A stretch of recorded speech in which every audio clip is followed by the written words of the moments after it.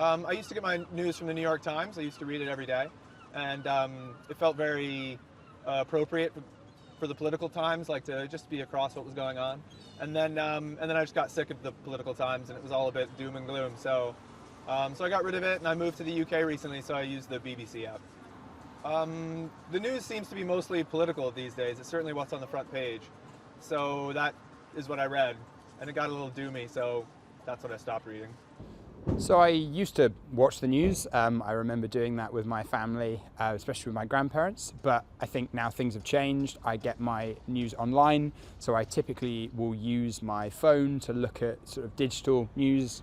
I tend to like to know what's going on in the world, so I tend to look at sort of 5 or 6 news articles, whether they be about kind of current affairs, they might be about technology, which I had a particular interest in, or gaming. So I like to look at a range of different news sources so I can find a more balanced viewpoint about a topic, and that's how I stay informed. So I typically want to kind of know what's going on sort of nationally.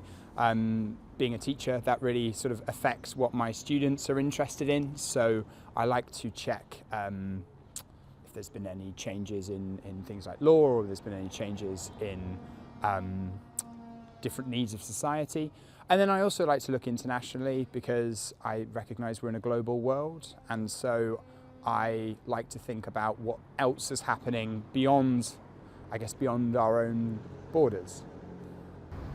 It has been something of a journey for me, because of course the online 24-hour cycle is there, and it's really convenient and tempting to just open your phone and scroll and drown in the conversation that is happening. So I have been trying to limit myself, and I try to listen to news, kind of the daily broadcast on the radio, because it doesn't distract me from anything else I might be doing, and occasionally also catch up online, but with television programming, so a news broadcast that would have happened earlier the same day.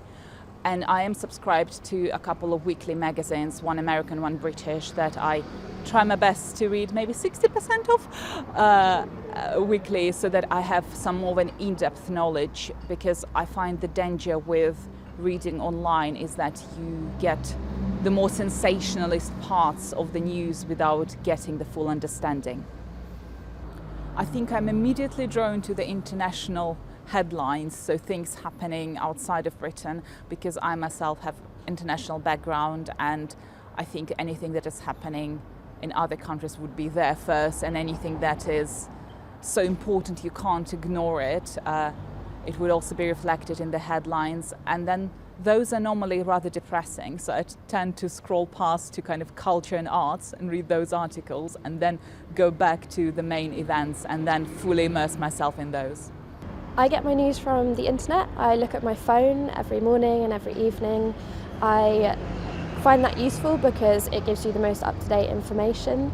I also can get a balanced view across a number of different sources, so via the internet I can look at things like the BBC, but I can also look at articles from a number of different newspapers. I usually check the newsfeed on my phone, and that gives me a range of articles related to different topics. I'm particularly interested in things to do with political developments, also climate, and on the other end of the scale I also look out for articles related to musicians I like, celebrities I like, and other things to do with popular culture.